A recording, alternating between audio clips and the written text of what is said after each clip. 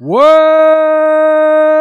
going on, everybody? We are coming to you from the All-Star break. We're 1 day away from games resuming. I got Jake with me. I got Katie Sharp, Queen of Stats, as always. We got some fun stuff to break down, some big picture things here on Sharp Stats. You know, we like to see what the numbers say, if they support the eye test, if they show us why, they tell us why we're seeing the things we're seeing. Good to get back into action. Katie, Jake, how are you guys doing? Give you the honors, Katie. I guess I'll go first here. The Queen of Stats. Yep. I'm doing really good. This break was good. It was nice. My husband just got back from Bahrain last week, and then we headed directly to the mountains to get some nice fresh air, some hiking, everything like that. And it was great. We saw a lot of movies, just did some things that, you normally wouldn't be able to do with the daily grind of being a Yankee and a baseball fan. So we're pretty excited about, I'm pretty excited about to get back into the swing of things, though. Overall, it's been a great week. Yeah. Jake's in the middle of a hectic day. I know that. Jake, how you doing? I'm about to be. I think I just got a notification that my flight got moved to 3:54 in the morning, so I don't even know what to do with that right now. I think we should go with the Queen of Stats and the Jester of Stats. Okay. I think that's where I want to land, and I think it's appropriate for the kind of stats I normally bust out in comparison to Katie. But yeah, you know it, Jim. I mean, I think we're both kind of in this weird scratching behind your ear like a dog, wanting the All-Star break to kind of come to a close so we can get the ball rolling again. Yeah. Did we lose, Katie? Are you still here? Oh, I'm still here. I'm just trying to get you guys on the video because my screen keeps timing out. Okay. All right. Yeah. Jake, when was your flight originally? Midnight? Supposed to be midnight. So, yeah, I mean, it feels like one of those delays that gets pulled back a little bit, like they bring it back to like 1 a.m. We'll be interested to see. I'm very interested to see. Yeah, it's always unfair when they're like, all right, it's now 3 a.m., then you get there at 2, and they're like, just joking, we made it 1 o'clock, you've missed your flight. Yeah, just show up on time even though we're not. That's not how this works. That's not how any of this works. Katie, I say you just don't go. I mean, you just don't go to sleep, Jake, at all. I mean, it's definitely the thing to do. I've done it. It's awesome. All right. Katie, have you sat on this first half yet? Have you reveled in like how good it was? What's your mood going forward? Are you so excited about how good the first half was? Are you looking at all the possible downslides that could come? Are you anticipating trades? Are you anticipating Sevy and Betances maybe coming back and Stan? When you think of part 2 of the season, are you excited, nervous, worried, and where does your brain go? It's really weird because I'm pretty calm. Okay. Which is kind of bizarre. I think it's because just reflecting on, and looking back on what the heck we have done this entire season, looking at different lineups from the first week. It's just, I'm still I can't believe it, but I'm still so amazed that the Yankees were able to win so many games and be in this position, 6.5 games up at the break in the AL East, the second best record in Major League Baseball, given all the adversity that they've had to overcome, and the players lost, and the different lineups and batting orders and everything. So I think that it still seems surreal to me, and I think that's why I'm not an angry fan or an anxious or anything like that. I'm pretty calm. I don't know. It's weird. It's weird. I haven't been in this situation, I feel like, at an All-Star break in a long time. Yeah, Jake, how are you? Because we talk every single day, all day, and this is a question that I've never thrown your way. I kind of just created it right there for Katie, trying to figure out my own answer. When you think of the second half, Jake, are you nervous, excited, or do you go to trades right away? Because some people go to trades, some people go to injuries. Where are you going, Jake? Yeah, I think in 2 weeks, it's a better question, right? Because when you hit that trade deadline, and if we trade for Jaime Garcia and they're going to throw a couple arms, then it's kind of like, all right, when's Sevy coming back? If we were to get a Stroman, Robbie Ray, whoever it is, it does kind of change your expectations a little bit. I think it's going to be interesting to see how the next couple weeks go, because I don't know. There's a lot of different things going on with this Yankees team. Like Katie said, obviously we've ignored the health for a while now because the team's been doing so well. But like, we could have a healthy Judge going forward, and Luke Voit only missed a little bit, but like Giancarlo Stanton, is he going to come back at some point? Sevy and Dellin. I don't know. This is you saw I did last night on Twitter. I did my Does Anyone Want to Talk Yanks? And the one thing I think I did stumble into is if this team gets really hot, whether it's coming out of the All-Star break or just the month of August or something, I think this Yankees team does have a little motivation from last year's Boston team. And that sounds a little sports talky, but I think it's just honest.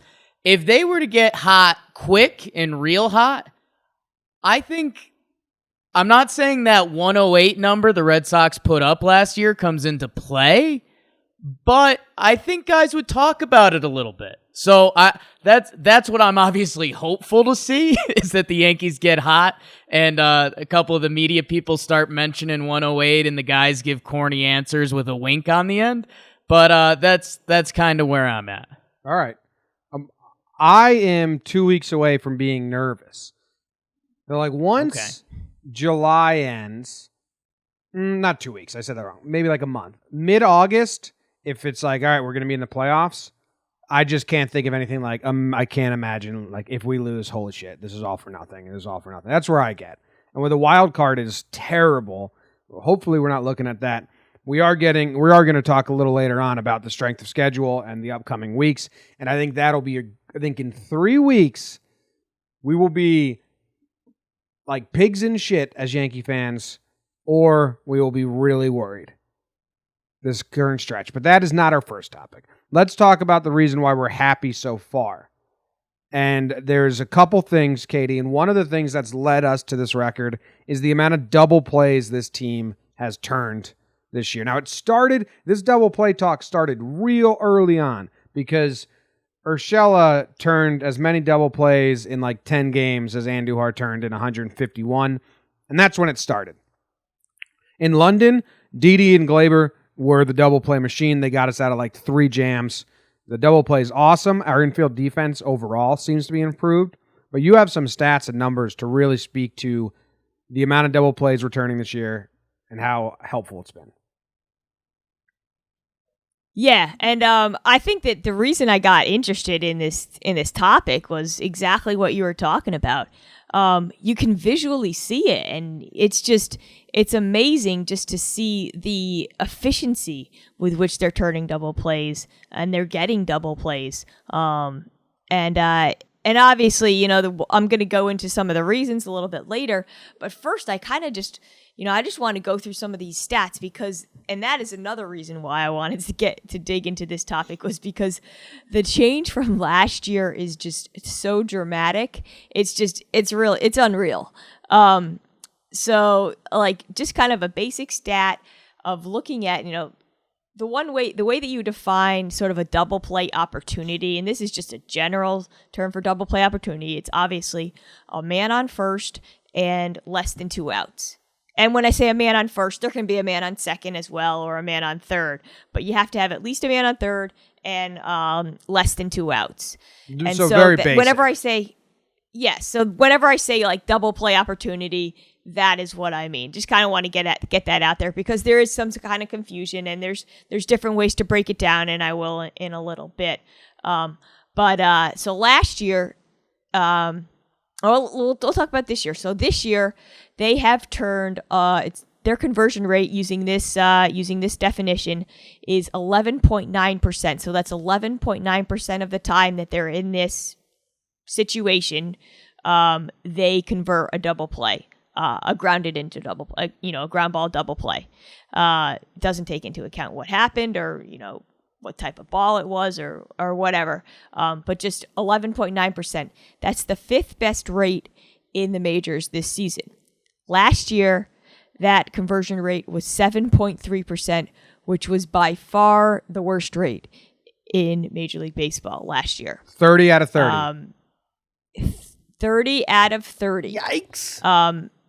So, yeah, and even just the raw numbers are crazy. I believe last year they had 82 double plays total. This year they're already at 68. So, 30 we're looking out of 30 in double plays turned last year. I mean, I know Andujar because he can't really get 82 double plays. I know Andujar couldn't get the ball out of his glove fast, but like Didi and Glaber were still pretty solid. Well, actually, I mean, I'll get into the individual players, but they were not great last year at turning those double plays. I think a lot of it was, I mean, you forget, but Glaber was he was mistake prone last year on defense. Yeah. And it showed, I think, in him being able to turn the double plays. He was a little bit hesitant sometimes. Didn't always make it to the bag in time for Didi. But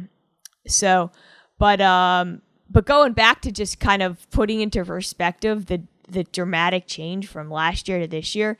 Another thing I looked up was so this year we've had 16 games where we've turned multiple double plays, which I think that's kind of where people it gets people's attention when you see more than one in a game, right? That's when you get people's attention. So 16 games like that this year. They had 15 last year, the entire year.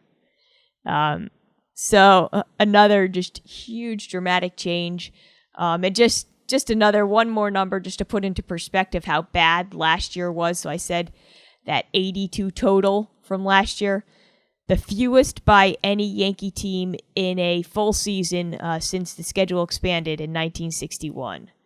So they were basically the worst of any Yankee team in turning double plays. The raw number, just the raw number of double plays turned. So, granted, you were going from the lowest of lows, and now they didn't really just improve to average. They've actually improved to well above average. 5th best in the majors at that conversion rate. So I think that is another thing that really speaks to the improvement of the defense. Do you have the list in front of you at all?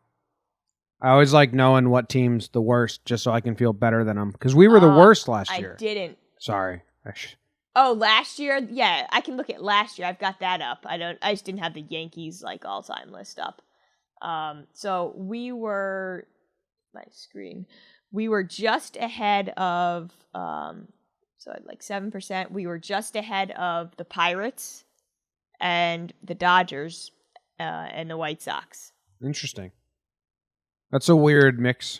Ahead, I guess behind it's probably the better word to say there. So is there any correlation between, like if you look at the list today, the Yankees are top 5, is double plays turned or percentage turned have a strong correlation with standings in any way? It doesn't really. But I think what it does, it speaks more to defense. Mm-hmm. Because the Cubs have the best. We know that they have a very good defense, especially infield defense. I mean, so this is basically just more of a reflection of infield defense. Yep. The Cardinals have a good infield defense. So they're up at the top. Yeah, I mean, and it's not going to hurt. Like last year, the Yankees won 100 games with the worst double play percentage in the MLB. Yeah. Now they have a better one, so they can only go up. They can only improve. Right, but I think what I'm going to get into this in a little bit. I guess maybe I'll just talk about this right now. We can go backwards a little bit later and talk about why I think it's improved. But well, actually, let's do that first because I wanted to look at looking at overall plate appearances, the overall situations, turning those double plays, that can be kind of deceiving. So what's the real reason? are they just getting more ground balls? Are they, or are they better at, are they just physically better at converting these ground balls? So what I did is I kind of looked at, given all of these plate appearances, these opportunities, how many ground balls did the Yankees actually generate during those plate appearances? And then I wanted to compare it to last year. And actually, the numbers were pretty interesting because it was basically the same amount as last year. So 31% this year was actually below average. It was 20th. And then 30% of plate appearances last year had a ground ball, which was about 25th or something like that last year. So that was really interesting to me. They actually haven't been getting more ground balls in these situations, but literally the real reason is that they have been just converting them more often at a better clip. They've just been a lot better. I mean, they have better fielders, and that shouldn't really surprise you, but that's what the numbers bear out. And one way I looked at this was I just looked at simple batting average on balls on ground balls. In these situations that I talked about, the runner on first and less than 2 outs. So the batting average allowed on ground balls in those situations for the Yankees this year is .211, and that's 4th best in the league. Last year, it was .298, which is 5th worst. So this is just a batting average. It doesn't say anything really about double plays, but it just goes to speak to, overall in these situations, the Yankees are so much better at converting them into outs.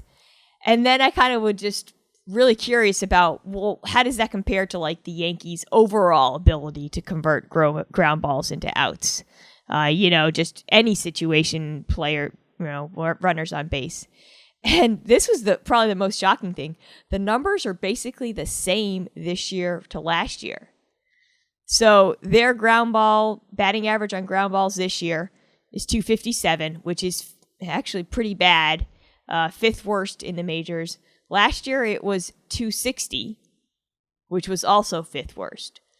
So there is something about these situations that the Yankees are doing a really good job of, whether it's getting their fielders in the right position, whether it's anticipating the ground balls, whether it was like simple practice. They've, practiced turning these double plays and being in these situations and fielding the ground balls. But they are significantly better in these situations, these double play situations, at gobbling up those ground balls and converting them to outs. And it's not just a matter of getting more ground balls or anything. Yeah, I mean, the things that I think are going through every Yankee fan's head right now, obviously Urshela Andujar. That feels like right there you go from 30th to about 15th in the league. So we're back to middle of the pack. We mentioned Gleyber before, and it's true. We forget he was 21 last year. And not to do the corny thing, but think about what you were doing when you were 21. Gleyber Torres is on the Yankees baseball field. And he was playing a little more shortstop this year, which we talked about. I mean, that was his position coming up. Last year he was playing second, which maybe we'll see more of that now. It'll be interesting to see. The DJ LeMahieu factor, put that guy anywhere. That's going to bring you closer to the top of the leaderboard. And I think we talked about it a couple episodes ago, Katie, but weren't the Yankees number 1 or top 3 in baseball at ground balls hit at their position fielders within a 3% degree or something like that? Yeah, the shifting. So it feels like when you put all that in a blender, it adds up to that, 7th in the league that we're looking at, right? Yeah, and it's pretty crazy because there had to be some organizational shift, and I don't know if it was spring training because we didn't really hear about it much. I don't know if it's just natural because infield defense was a huge concern all offseason. And granted, with Urshela over Andujar's change is one of those concerns, but Voit was a big concern. A lot of people were concerned with Gleyber. I never really was, but there was a lot of people concerned with Gleyber and Didi being out. It was supposed to be Tulowitzki. What was DJ going to do? Nothing's really been that bad. I don't learn how to talk, Jimmy. Voit hasn't been a drain at first. Like, he hasn't been terrible. Exactly. I don't think he's been outstanding. He has had some plays that are pretty nice, but I don't think he's really held us back. And then no one else has. Everyone else has kind of been really good. It's weird that one of our biggest concerns became a strength. Yeah, I think that there had to have been something going on in spring training because, and I want to go into some of the individual improvements that the different players have made, even the holdovers like Gleyber and Didi, because those numbers are astounding in how they have simply improved. And obviously getting DJ and Urshela into the lineup instead of Andujar is an obvious improvement. But just those numbers that I cited before, the fact that they are so much better in double play situations at converting the ground balls into outs than they are just overall. I think that there had to have been something with the positioning. We mentioned that before on earlier episodes, and just practice. So getting into the individuals, I looked at there's a stat that on one of the companies called Sports Info Solutions. What they do is they actually break down individual performance at converting double plays as either a second baseman or a shortstop. And so their data is really good. And what they do is they basically just look at, the opportunities, not overall plate appearances, but when a ground ball is actually hit to the player, and are they able to convert the double play. So Gleyber this year at shortstop, 71% of the time that he had a chance to convert a double play at shortstop, he did it, which is an extremely good rate. Last year, Didi's rate at shortstop was 57%. So there's one upgrade. And then just looking at Didi, last year I said his 57% rate. This year at shortstop, his rate is 70%. It's 69.6%. So even Didi at shortstop has been converting these double play converter opportunities at a higher clip. And Gleyber, I compared his second base numbers from last year to this year. A huge improvement there as well. Last year, 53% at the time he was able to convert it. This year, 61%. So you're seeing, these players that are holdovers doing a better job at converting the double plays at both positions, which I think, that I think has to be some sort of teaching in spring training or practice or being, more familiar with the position, obviously with Gleyber having a second season at the major league level. So that was the first big takeaway. The second thing, obviously, is the swapping out of Andujar and putting in either Urshela or DJ at third base. And Andujar, this is so. I'm fun. so scared for this number, Katie. Okay, hold on. Make sure that you are firmly sitting down because if you're driving, put on your flashers please. Right now. Pull over. Are you please. about to tell us Andujar's double play percentage rate? Yeah. God. So last year he converted 6 of 25 opportunities. That's 24%. And then this year Urshela has converted 13 of 17, which is a nice round number of 77%. And what's average? DJ has, I believe, I didn't actually get the average. I think it's about 50 or 60. I think it's about 60-ish, 50, 55. I feel bad to rip on Andujar while he's hurt and not playing, because maybe he came out this season and improved, and then this conversation could have stopped. But because he got hurt, the conversation continues forever until he comes back and plays. That number is, and when you just close your eyes and picture him fielding a ball and throwing it to second, it's not a double play throw.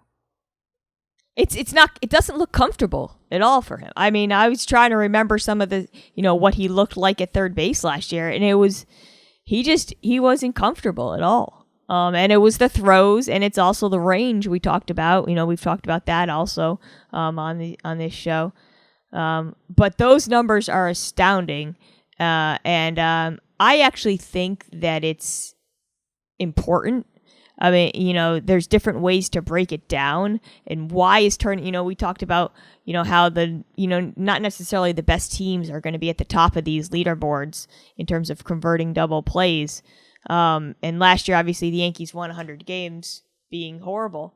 But if you look at, what you can do is you can kind of look at how many runs do you expect to score in an inning, based on where the players are on the bases and different number of outs in the inning. And that's where it really becomes important. Because if you look at, one thing I looked at was, if there's no outs and a man on first, so this is a typical double play situation, right? The expected number of runs to be scored in that inning is almost 1 run. It's 0.86 runs. So almost a full run the other team is expected to score in that situation. If you convert the double play and now it's bases loaded and it's bases empty and 2 outs. So you got rid of both guys. It's less than 1/10 of a run is then expected to score. So the ability to convert that double play is enormous. And especially even if you only get 1 out, let's say you convert, you only get 1 out and you've got a man at second or actually maybe a man at first, and now there's 1 out. They're still expected to score half a run in that inning. In that situation with a man on second and a man on first and 1 out. Yeah, and I think analytics can't put into numbers is just the momentum shift. I mean, a big double play is almost like a dunk in basketball.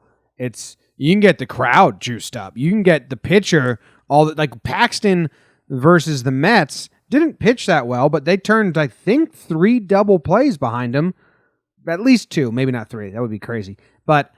And it's just a momentum boost. It's like, holy shit, wow, maybe I should just let him put it in play. My defense got my back, as opposed to errors or the opposite, or just like not getting the easy double plays the opposite. And you can't really, it's definitely a boost of morale every time you turn a double play. Yeah, I mean, I think it is, especially with 1 out, if at that point, the pitcher is thinking, man, I still got to get, I'm going to have to go through like probably 2 or 3 more batters or inning-ending whatnot double play to get out of this inning. Yeah. I'm telling you, it doesn't translate to TV. Inning-ending double plays when you're at the ballpark are so exciting. On TV, they're kind of just like, all right, cool. Yeah. But I think being able for that pitcher to say, "Oh my God, I'm done. Yeah. This is the end of the inning. 1 pitch, and I'm out of here, and we're walking towards the dugout." Yeah. That I think is, like you said, it's just stuff that really the numbers, the stats, the analytics can't capture. But at the same time, it does, because you can look at how many runs are expected to score based on different positions and base out states, and the percentage of time that a team actually scores at least 1 run. You can look at the numbers are the same. So I think it's underrated. You can't just say, oh, well, the Yankees won 100 games and they sucked last year, so who cares about turning double plays?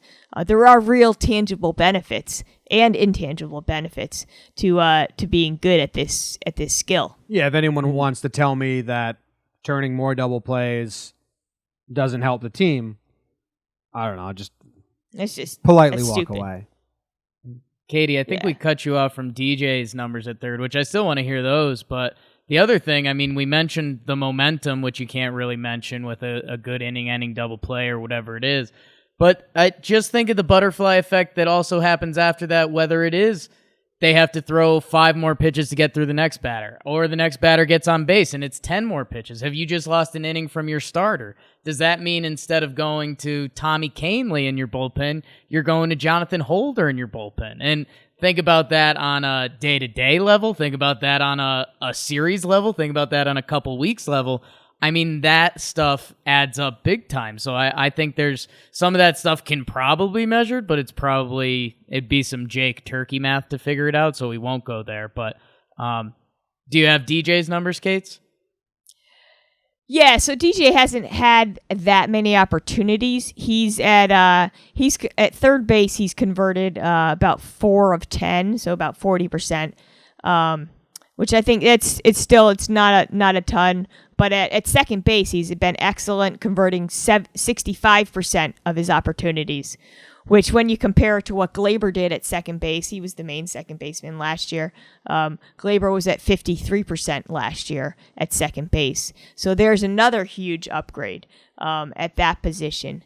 And overall, if you look at third base, I combined Urshela and DJ's numbers. It's about a 63% conversion rate. And so, putting that into perspective with Andujar's 24% rate again, that's where you see what's happening. And the third base double plays, those are good ones because those are ones that potentially, if a ball gets past a third baseman, that's going for extra bases. You know what I mean? And we've seen Urshela make those tremendous plays down the line, and his arm is just awesome in being able to make that throw. Before we move on from double plays into our next topic, I have my trivia for you, Jake. Oh, no. Are you ready? I don't know if this See. is easy. I don't even have it in front of me yet. Who on the Yankees has grounded into the most double plays? So I briefly looked at these numbers, and I have an educated guess. Wow, you're a cheater. Well, yes, because when we were doing our call them our pre-show meetings, I threw Katie through a loop because I saw that young Gary Sanchez through his whole season last year, he grounded through 10 double plays, and this year it's only been 1, and he's like 10 games short. I want to say the number that jumped out to me, and I'm not sure if it's the leader, but I remember seeing Gio Urshela had a high amount of double play balls. He is in second place. I thought you would get the leader because you are aghast every time you see him digging through the dirt. Oh, I mean, King Louis V looks like he's running in quicksand. Yeah. He's got 9. Gio's got 8. And DJ LeMahieu has 6. Why isn't DJ fast? It makes sense to me. It's everything else. He's Talkman's tall. got 6. Yeah, he's tall. Yeah, 6'4". He's not quick. He's fast, not Maybe quick. he is quick. He's like a gazelle, a Yes. giraffe. All right. Our next topic is just AL East dominance. We are 6 games up right now. The schedule favors us if we play well in the next 2 weeks. We talked about that a little last episode. Katie, how much does it mean to be leading the AL East by this much at the break? I think that this is. I mean, what the Yankees are doing so far is actually historic. Their 29-9 record. That's a 763 winning percentage, and basically no team has dominated the AL East to that extent in the modern era of divisions. So what I did is I looked back. First, I looked back going back to 1995. 1994, which is, basically when these 3 divisions were created. And the best record, interdivision record, best record against AL East opponents in that team by any team was the 1998 Yankees. They were 33-15, so that's a 6.88 winning percentage. So the Yankees are ahead of that pace. And then, as we know, the schedules have become more unbalanced recently. So in 2002, they switched to the unbalanced schedules, which you play more games against your division opponents. And so the best record since that date was by last year's Red Sox team, which went 52-24, which is a 6.84 winning percentage. So the Yankees are ahead of both of those paces right now, which is pretty remarkable. And I'm not saying that they're going to finish at this same clip, although it would be awesome. But to be able to dominate your division with this unbalanced schedule where you're playing, essentially almost half of your games against your own division opponents, that is tremendous. Because last year, like I said, like the Red Sox, they were 52-24. That's, very good against AL East teams. The Yankees, we know, finished in second place, 8 games off the pace. They were 44-32. So if you do the math right there, if you do the math, that's an 8-game difference, which is exactly what the Red Sox won their division by. So this is, and then when you look at what the Yankees are doing just against, the teams they're chasing, 6-1 against the Red Sox so far, 9-4 against the Rays. Those are the teams you want to dominate, right? Yep.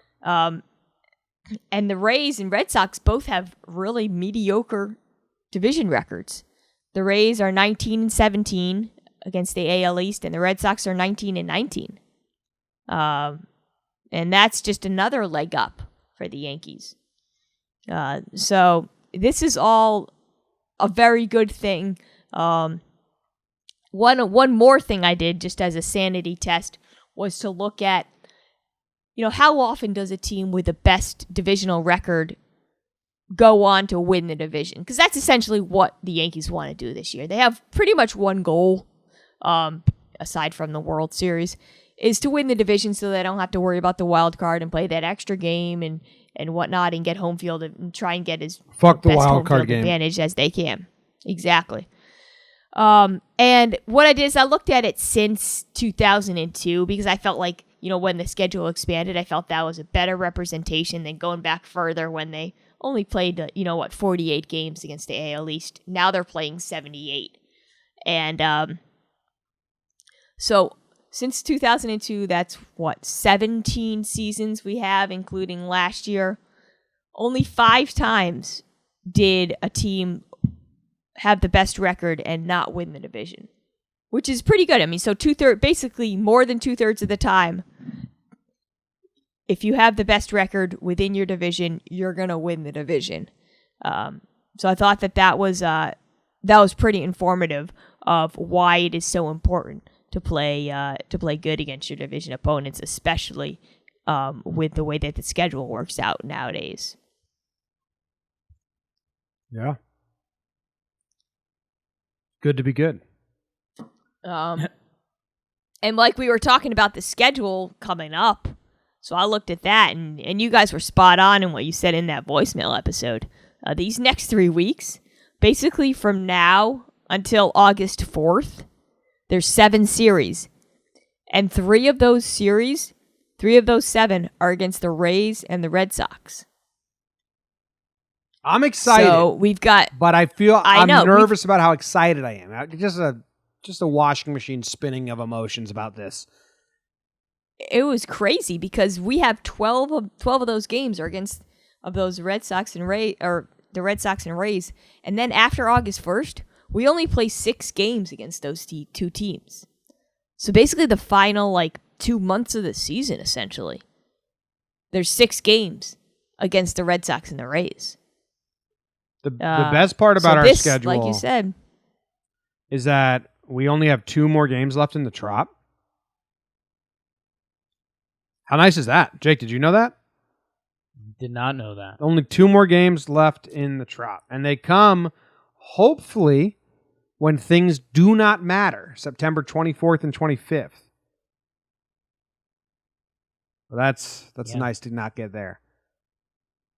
It is going to be an odd August. I had looked at the schedule in the next couple weeks of July, but August is it's a real mismatch that's going to be accented by a big West Coast trip at the end. It looks like, and I'm getting way too far ahead of myself, but yeah, we come out of the All-Star break, Blue Jays, Rays, Rockies, all at home. Big homestand. What's that? 10-game homestand. And then we go on the road against your Twins, Jimmy, and then 4 at the Sox. And I feel like, not even 3 weeks. I feel like after we get back on that road trip from Minnesota and Boston, we're I mean, it's everything we opened up with, and we didn't even realize to connect the dots. We're playing 4 at home versus Tampa, 2 3-game sets with Toronto and Colorado, then the road trip against Minnesota and Boston.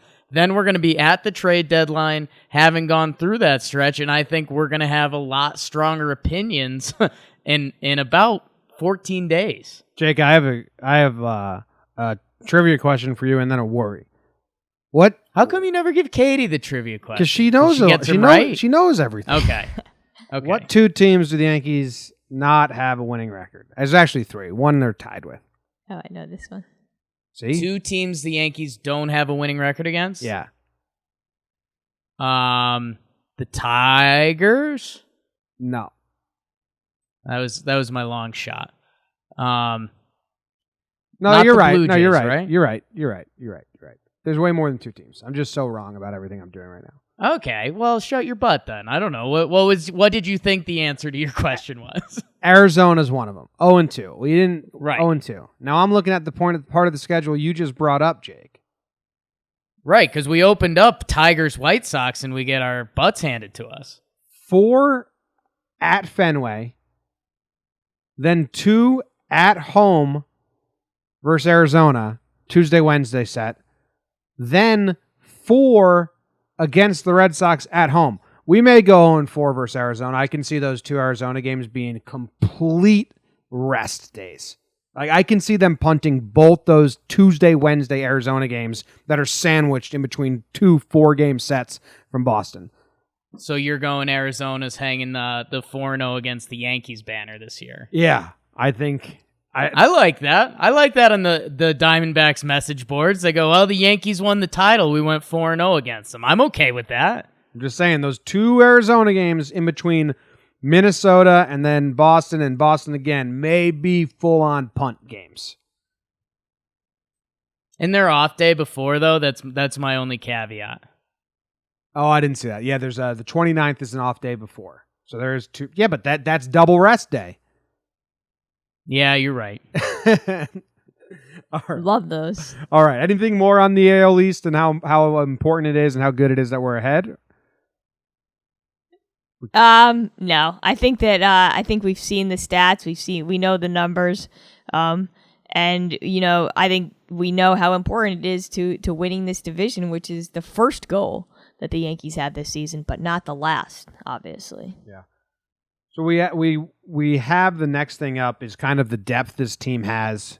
You used a term in your email to us that I really liked, and you said we don't have any black holes on offense, which when we were whole, when Voit was here and Stan was here for those 5 days, and Edwin was here and we were excited about it, it was apparent that they could put any lineup out. And I was like, hell yeah, cool. Run it again. With Voit coming back, we're getting back there. I don't know what Stanton's looking at. But we don't have a glaring weakness. Now, I mean, some people would want to say Gardy, but he's been playing amazing for the last month. Hicks has been turning it up for the last couple weeks. Then haters would say Edwin now, but he's a pro bat who I think will come out of a slump. But we don't have... trying to think of past players. Like Chase Headley was never like... You could if you could have replaced him, you would have. Offensively. Tyler Wade. Kendrys Morales, those were recent black holes when they were in the lineup. So Katie, what do you got for us on this and the depth that we have offensively and defensively? Yeah, actually, I was just kind of looking at offense here because I just wanted to focus on that. But it's pretty amazing. And I was just kind of sorting through the Yankee stats and just clicking on a bunch of leaderboards and stuff. And I looked at the top 10 players for the Yankees in terms of plate appearances. So I wanted to focus on guys that are getting enough playing time to impact the team, whether it's good or bad. And all of those 10 players have an adjusted OPS of over 100. So when I say adjusted OPS, that's a stat. You guys can find that on Baseball Reference. What it does is it basically scales a player's OPS to the league average and basically of that season.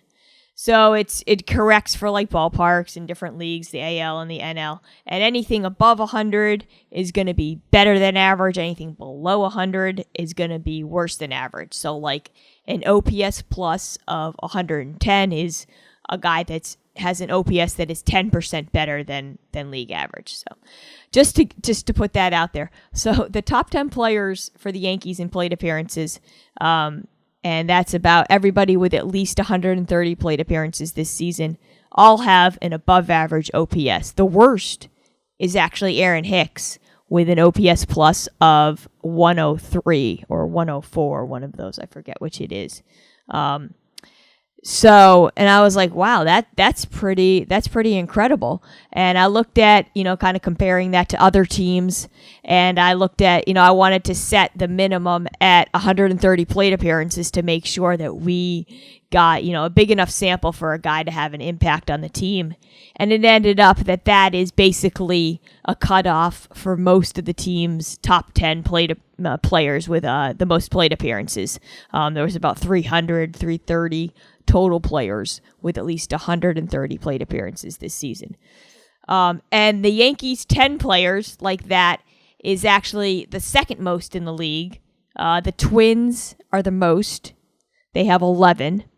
So the Twins' depth, I think, is something that's really understated, and we'll get to them in a little bit as well, and a couple other things I was saying. So that is one measure of the way that I wanted to look at depth is how many players do the Yankees have that are getting a good amount of playing time and are performing at an average or above average rate. So the Yankees are right up there with the Twins.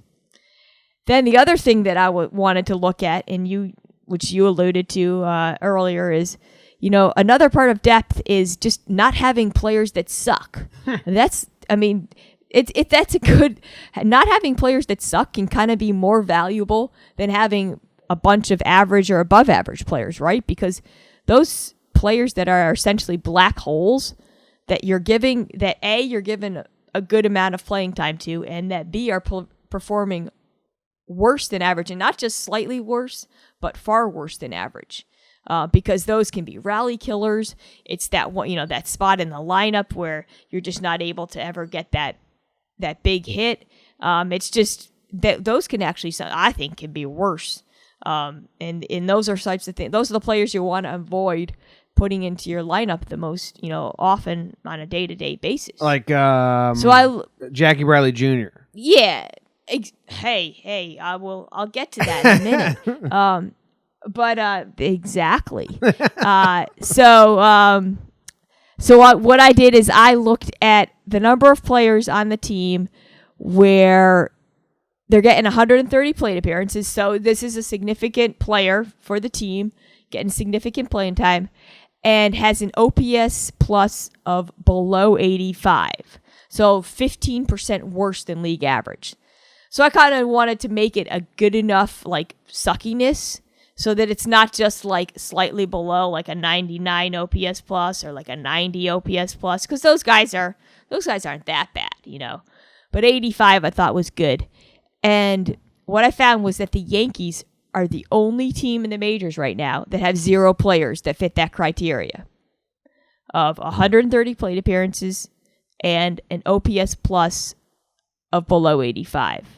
So the Yankees, we don't have any players that are essentially what you can call black holes. And the odd thing is, it seemed like we were going to have a good amount with Cameron Maybin getting a lot of time. Tauchman Gio Urshela getting time. It was like, wow, we're going to have Gardner, even Gardner you were worried about being in that situation. And so like some other black holes, like you said, the Red Sox. Actually, Jackie Bradley Jr. just made the cut, so he is not one, but Eduardo Nunez. He's a black hole for the Red Sox.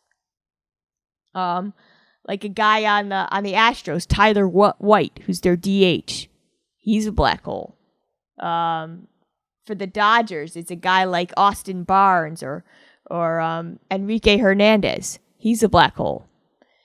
So So the fact that the Yankees don't have any of these players that absolutely, are getting a lot of play time and suck, that is another really, really good sign of the depth that they've acquired and established this season.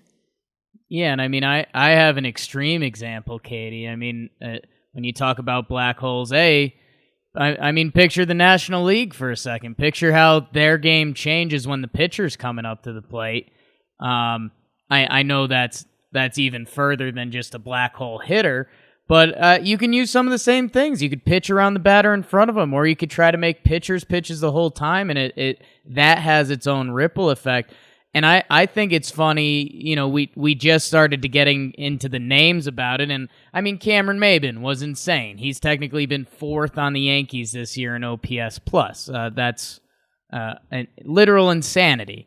Gio Urshela, he made the list on our top 10 with an OPS plus of 117, and it's funny how expectations versus reality factor into that. We're going to have some Yankees grades come out to you guys. Maybe while you're listening to this, it should be out tomorrow morning, or maybe you already saw it and now you're listening in. And hey, thanks. But Katie, some of the names we're not mentioning right now because of either eligibility or where they're at. Giancarlo Stanton, he only has 38 at-bats, plate appearances this year. Didi Gregorius, he only has 94 plate appearances this year. So, I mean, right there, we have a couple of guys. And, oh, by the way, Clint Frazier's on this list, and we've got him in AAA just in case we need to call him up. So it's pretty insane to think about, A, a couple of the guys who have snuck on this list with our other guys, but B, a couple of guys who aren't on this list who you'd consider some of the best players on the team. Yeah, I mean, that's the fact that their depth could be even better. I think that to me, this is probably one of the most important things as we go down the season, because we know, the dog days of August, when we know how much Aaron Boone loves to rest his players. The fact that he is able to and still keep up the same production day in and day out, I think that has to be one of the more incredible things for this team and just any team kind of in general. Just looking back at recent seasons, I'm not really sure we've seen another type of team like this Yankees team, where they're able to run out so many above average players and have no significant drains in the lineup as well. And that lineup thing is kind of one of the most astounding things. And there was just this stat that I looked up. We all know that they've had 87 different batting orders in 88 games, which is that's pretty ridiculous. But batting orders, those can be kind of fickle sometimes. Managers like to move players around, trying to get them comfortable in different spaces, and also with lefties, righties, things like that. But another thing I looked up is you can also look at basically just different defensive lineups that a team uses. So who's playing third, who's playing second, who's playing first, that types of things. And those are actually normally more stable. You don't often see a manager switch up his defensive lineup that often during a season. If you think about if you do have some sort of established lineup, which obviously the Yankees have not had due to injuries or whatnot.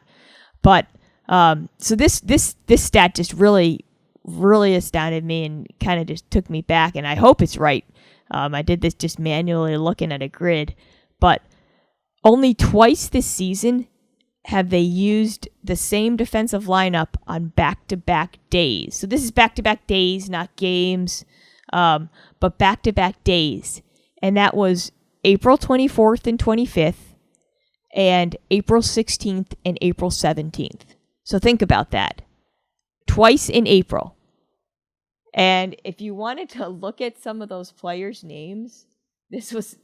So the April 15th, the 16th, and 17th, that was fun times when we had Romine behind the plate, because this was when Gary was he was hurt for that. I think it was a couple weeks he was out. Mm-hmm. Romine behind the plate. We had Voit at first.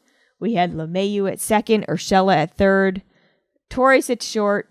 We had Talkman in left for 2 games in a row. Gardner. This was when Judge was back, and then Frazier at DH. So those were the good old days.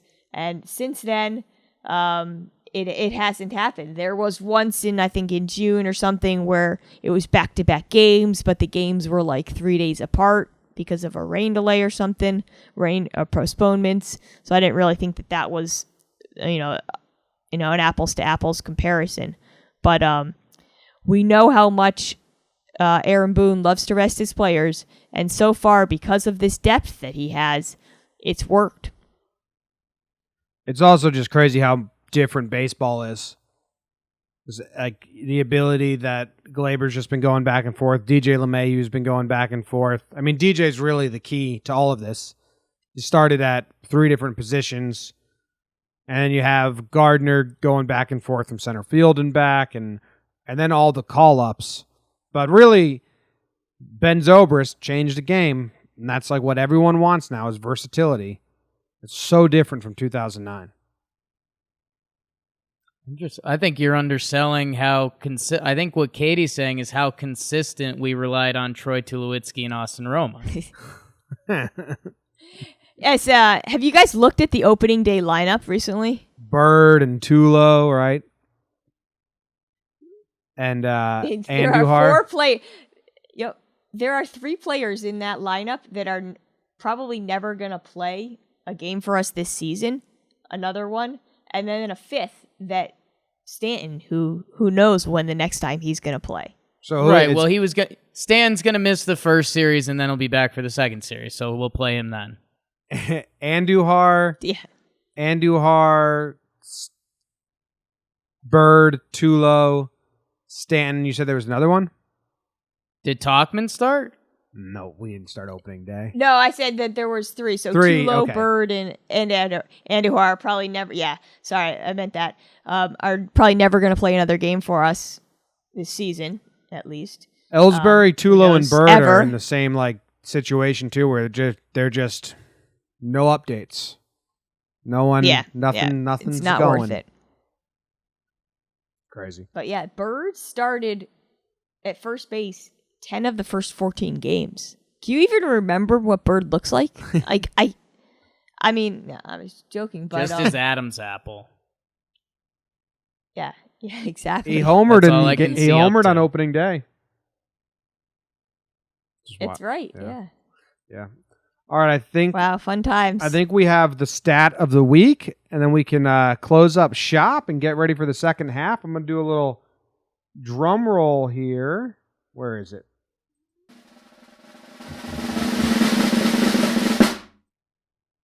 Katie Sharpest stat. Are you ready? Thank you. Yeah, that's great. That was great. Okay. Great intro. It is the sharpest stat. So once again, I have a sharp stat for DJ LeMahieu. As you can probably tell, I'm acquiring a little bit of a baseball crush on him. So this week, what I wanted to look at, one of the things that really stood out to me was his batting average, 336. And we know that that's great, and we know it's leading the AL right now. And, one of the fun facts out there is that he would be the only player in the modern era since 1900 to lead his league in batting average in 2 different leagues. Excuse me, he won it in the NL a couple of years ago. But one other thing that really stood out to me was the number 336 and how big that is nowadays, how high that is nowadays. Because, I don't really think much about batting average. I don't really put much stock into it. Obviously, there are better ways to measure how good of a player is. But the fact that he is just putting up that number just seemed really absurd to me. And I think it came from, I think it was a podcast I was listening to or an article I read is, do you think nowadays in this run environment, in this type of where, the ball is flying out as much, is it harder to hit over 300 or hit 50 homers? And so that's really what kind of drove me to look a little bit deeper into what that 336 batting average really means. And one way you can do that is what Fangraphs has is they have what they call their plus stats or their adjusted stats. It's similar to the OPS plus that I was talking about earlier, but they do that for basically every stat. So they've done that, which is great. So that allows you to compare like DJ LeMahieu's 336 batting average to a guy in the 1930s who had maybe like a 370 batting average. Put them on the same scale, comparing them to the league average in that season. So I thought, he's probably going to be pretty good at this. It seems like it's a pretty high number compared to the rest of the league. Turns out that that 336 is 33% better than the league average this year. So it's a 133, I guess you'd call it average plus. So that's what we'll call it. And so I was like, wow, and then what I did is I compared that to, obviously, compare that to historically for any other Yankee that qualified for the batting title. And what I found is that there are only 5 other Yankees for a single season that had an average plus of 133 or better, so that's 33% better than league average, that also qualified for the batting title, so had enough plate appearances. So the guys are Mickey Mantle in 1957. Good. His was 139. Good player. Willie Keeler in 1904. Wee Willie Keeler. 1904. Yep. Hit him where he ain't. Yeah. The same guy. 1904. So he was up there. Babe Ruth in 1923. 135. So he's good, I think. Don Mattingly in 1986. His average was batting average was 34% better than league average, and then Joe DiMaggio in 1939. So, and his was the same as DJ's, 33% better than league average. DJ, I say good for Wee doing Willie. The same thing. Wee Willie, Mickey Mantle, Don Mattingly, Babe Ruth, and Joe DiMaggio. And there's DJ up there with them all in terms of his batting average right now relative to league average. All right. Enough of the queen of stats. Let's get some jester stats going. You got some butter knife stats? Let's see it. Let's go way back in time. Get in your time machine, both of you. We're going way back to the year 2000. 300 used to be the measure of a good hitter. That used to be like, they'd say it on the broadcast. They'd be like, oh, he's hitting 300 this year? That's the bar.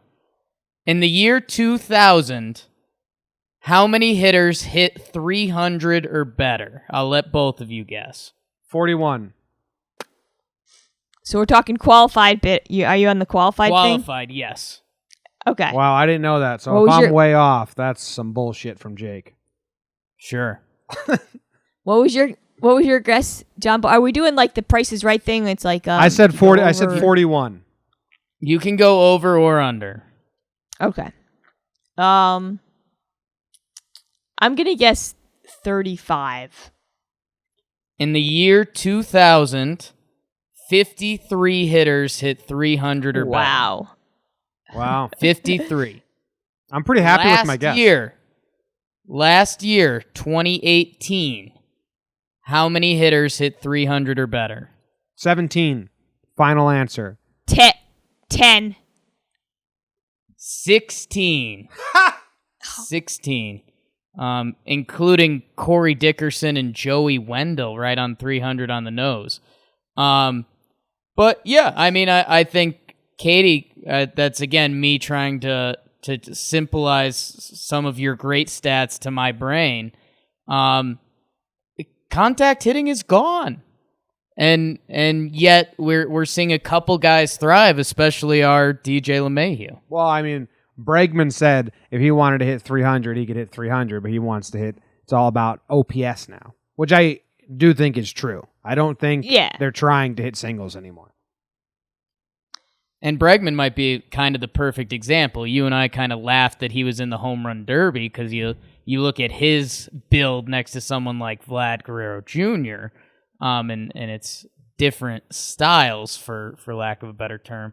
But yeah, I mean, Bregman might be a perfect example. If Bregman came up in 1996, he's probably a guy that goes, he could probably hit 325 with, 50 doubles and 17 home runs. Nowadays, they'd rather have him hit, 285 with 35 homers if he can do that. Yep. Yeah, it's just a sign of the times, and so, I'm not, like I said, batting average is not the best way to evaluate a player. I never saw that, but I think that it's just appreciate what DJ is able to do in terms of this current run environment and what's happening with the ball and everything, and the way that players are just their philosophies and their mentalities. So, just really stood out to me as a cool stat. Yep, he's the best ever. Best ever. Yep. And be careful getting a crush on him, Katie, because he's a known heart ripper outer. Oh, that's right. Yeah. Oh, yeah. You got to be careful. Yeah. All right. Took mine. That ends this episode of Sharp Stats. Thank you guys very much for joining. If you want to give us a 5-star rating and review, we'd appreciate it. Always tweet at Katie. And thank you very much. We will be back with who's our first series against, Jake? You said it a bunch, and I forget already. Playing the Blue Jays. We will be We're back. seeing them tomorrow. Yeah, we're going there tomorrow. On Friday, Jake and I will be at the game, and then we'll be back with our series recap. Go Yanks. Tell them, Grams. Go Yankees.